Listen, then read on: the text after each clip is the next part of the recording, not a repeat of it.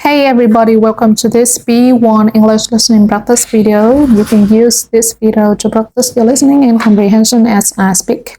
Before we start, remember to sign up for our $1 listening practice seminars at polyglossa.com and download my free listening time podcast so you can practice your listening skills. So today I'm going to talk about creativity.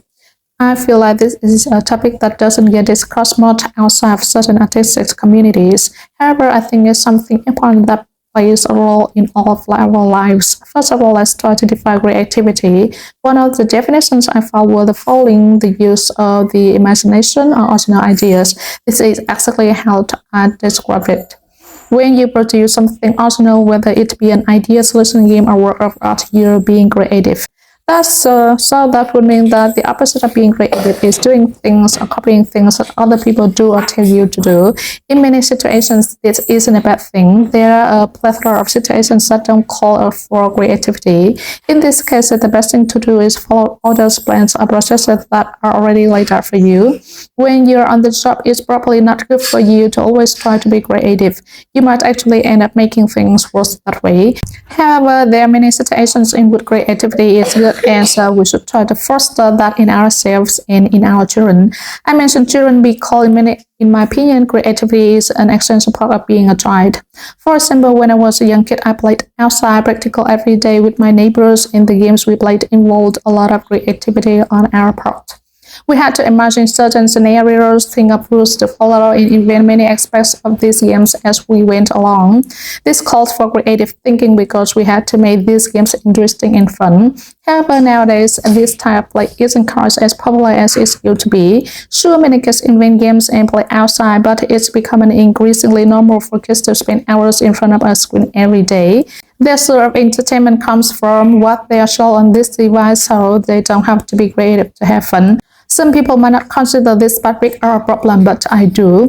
I've worked with many kids in different contexts, and I've definitely seen the importance of creativity in kids' lives.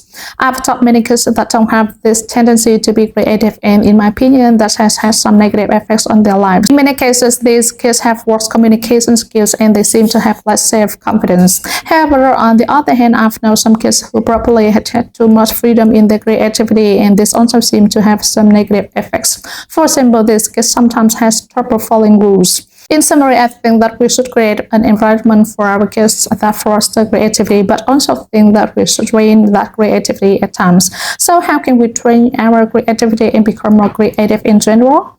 I think the best way to do this is to do creative activities. There are plenty of artistic activities that we can try our hand at. For example, you might want to try to drawing or painting. I'm certainly not good at either of this, but I do enjoy doing them from time to time, and I think it really benefits me.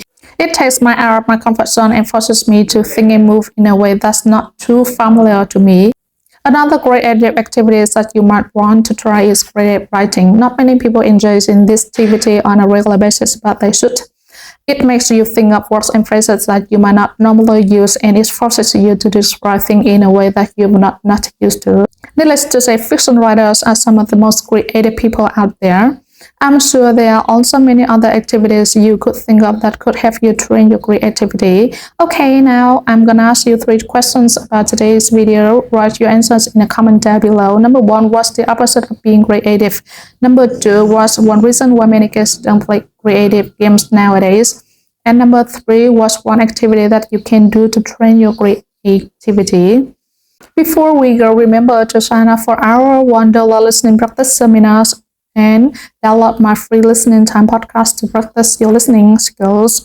And of course, subscribe to the channel, click on the bell, and follow us on Instagram. I'll see you next time.